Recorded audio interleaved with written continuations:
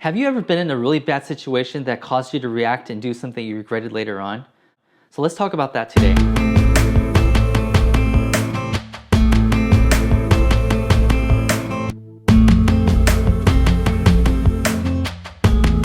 Hey, good morning. Today we're starting a new series called React or Respond.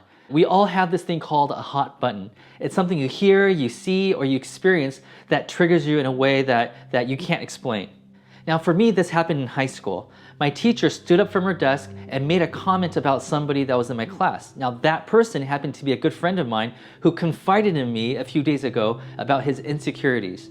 And my teacher was making fun of him about that very insecurity, and I got so angry, I was so triggered that I stood up and I yelled at the teacher. And for some of you who are like, I can't imagine you doing that, Pastor, let me tell you, I couldn't believe myself. I couldn't believe that I was doing it. I felt like an out-of-body experience.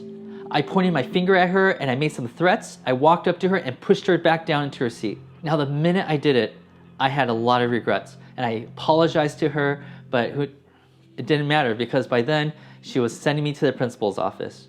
Now around that time in my life, I just started going to church. And so when I shared this story with my friends at church, they brought this verse to me. They said this: refrain from anger and turn from wrath. Do not fret. It leads only to evil. In another translation, it says, cool your pipes. It only makes things worse. You see, what we know is that when we face these moments, we actually do one of three things. The first thing is we fight. We take action. We push up against the thing that's threatening us. The second thing we do is flight. We run away from it. We try to save our own skin. And the third one is freeze. We don't know what to do, so we just stand still. In a book by Jonathan Haidt, he takes the time to explain to us what's happening in our brains when we actually are triggered and do something about it.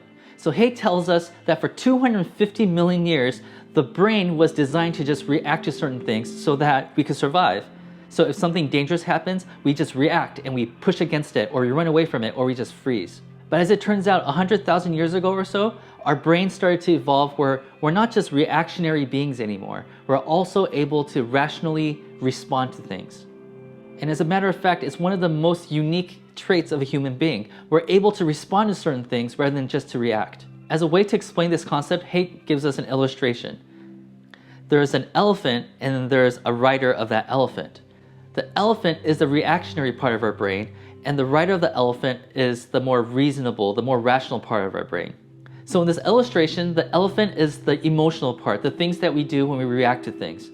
Whereas the person who's riding the elephant represents the one that's more logical, the one that's more rational. He argues that most people in this world are convinced that the rider, the rational side of us, is the one that's steering the elephant to where it's supposed to go. So for example, let's just say you walk into a Krispy Kreme donut place and you smell the goodness of the donuts. They're freshly baked, glazed with sugar, and you're thinking, I want one.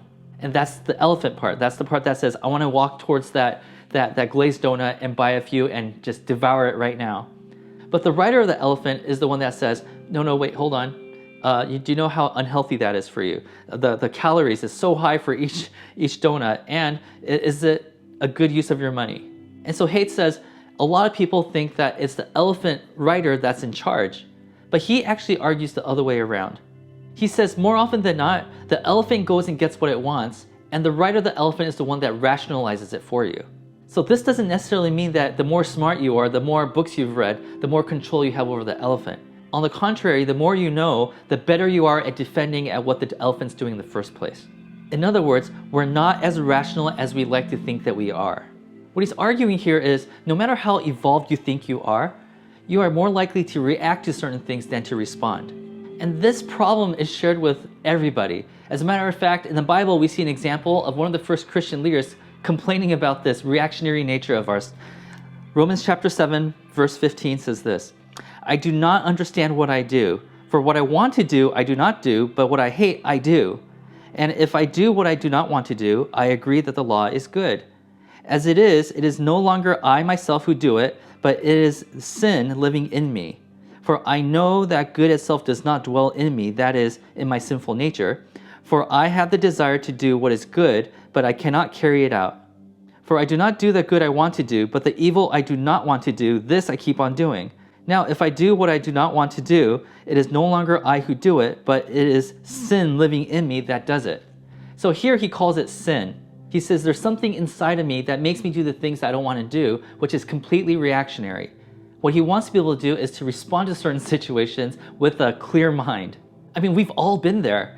And at the time, we had great backups. We had great ways to argue why we did what we did was the right thing to do. We had good reason to think that we're doing the right thing. But now we're like, I have no idea. Why did I do that? Why did I think it was a good idea to begin with? And the answer is, it was because we were reacting to a situation rather than responding. And if you could totally relate to that, I want to say that you're in good company, because almost every single character in the Bible has this struggle. So the question I want to wrestle with today and for the rest of the series is, how do we become people who are more responsive than reactionary? So first, I want to start off with a story that takes place in 1956 in Montgomery, Alabama. There was a young Baptist minister by the name of Martin Luther King Jr. Just a few days ago, a woman by the name of Rosa Parks refused to give up her seat in a bus. And because of that, the black community in Alabama decided that they're going to do a bus boycott, but they were looking for a leader. Now, all the other ministers in the town knew that it was suicide to be the leader of such a movement. But because Martin Luther King Jr. was 26 years old and he didn't know any better, he volunteered himself to become the leader of that movement. On January 27, 1956, King received a call that was threatening in nature. It was the middle of the night. He picked up the phone, and on the other side he heard this: "If you and your family don't get out of Alabama in 3 days, we will come and destroy you." Now, if you're a black minister in 1956 leading a bus boycott, that is not an idle threat. So King hung up the phone, tried to go back to sleep, but he couldn't. So he got up, went to his kitchen table, poured himself a cup of coffee, and buried his face in his hands. In his own words, King said that he was paralyzed by fear. All he could think about was how he was going to get himself, his wife, and his newborn daughter out of Alabama without losing the respect of his fellow black pastors. And then, like autopilot, he said he found himself praying over his cup of coffee when he heard a voice, an inner voice. And this is what he said that he heard: "Stand up for righteousness, stand up for justice, stand up for truth, and lo, I will be with you even until the end of the world." Later on, in a sermon that King gave about this very experience, this is what he said: "The voice promised never to leave me. Never leave me, never to leave me alone. No, never alone. He promised to never leave me, never, never leave me alone." And then he said at that moment, he said that instantaneously, like all that fear just kind of left. It just disappeared. And then he said this: "I knew at that moment I could stand up without fear and I could face anything." 3 days later, Martin Luther King Jr., he was at his own church conducting a meeting about the bus boycott. And all of a sudden, there's a man who ran in through the front door screaming. He was alerting King that his house was on fire. So King picked up his stuff, so he ran out of the church and ran towards his house, which was down the street. He says that as he was getting closer and closer to his house, he saw the black community there trying to put out the fire. He looked behind him and he saw the people who were at his meeting and the congregation following after him to that house. Now, fortunately, his wife and his daughter were pulled out of the house in safety. But when he looked around, he saw a group of angry people. People had rifles and they had baseball bats. They were ready to go on a riot. You see, they were reacting. They wanted to let everybody know that they're not going to put up with this junk anymore. But Dr. King, instead, he decided to respond. He stood on the porch of his house that was still ablaze, and he said these words: "He who lives by the sword will die by the sword. I want you to love your enemies. Be good to them. Love them. Let them know that you love them. For we are doing the right thing. We are doing what is just, and God is with us." Historians tell us that upon hearing this, everybody started putting down their bats and their rifles. They held hands and they started singing a song. One of the white police officers who were there said, "If it wasn't for that black pastor, we would have all been dead." You see, historians, they look back at that night and say that was the turning point of the civil rights movement. They say that that was the day that they stopped and decided to not react to the violence that was done to them, but to respond. To respond with love. But you see, I disagree. I don't think history changed for the good on that night. I think it happened 3 nights ago when Dr. King was praying. When he realized that he no longer had to react, but to respond, because he knew that he was no longer afraid. You see, prayer is a very, very important part of our faith. It's a very important part of turning this world into what God wants it to be. You see, when Paul the Apostle encourages the church to pray without ceasing, he's not saying, let's go out there and fold our hands and pray. He's saying that prayer is a lifestyle. We're continually in communion with God, and because of that, we're able to respond to certain things rather than to react.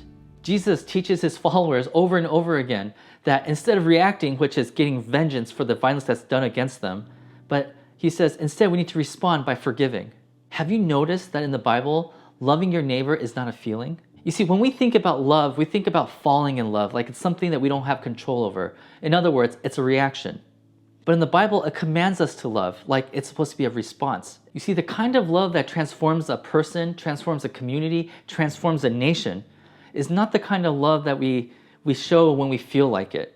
That's reaction. The kind of love that God has called us to show to the world is the kind that's not reactionary but responsive. It defies the categories or fight, flight, or freeze. And all of that is rooted in our communion with God. So for the next few weeks, we're going to be talking about this. Pastor Stan and Pastor Lori, they're going to be teaching on what exercises and habits we could put in our lives that's going to help us become people who respond to matters rather than just react.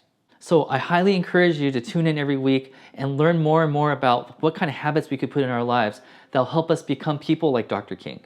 Oh, and that night when the mob came to Dr. King's burning house, and Dr. King stood on the porch and told everybody to love our enemies instead of vengeance, to respond rather than react. They put down their rifles, they put down their baseball bats, they held each other's hands and they sang a song. Do you know what song they sang? It was Amazing Grace. It was a reminder to them how easily it is for us to get lost in our anger. But when we're lost in our anger, we can still be found.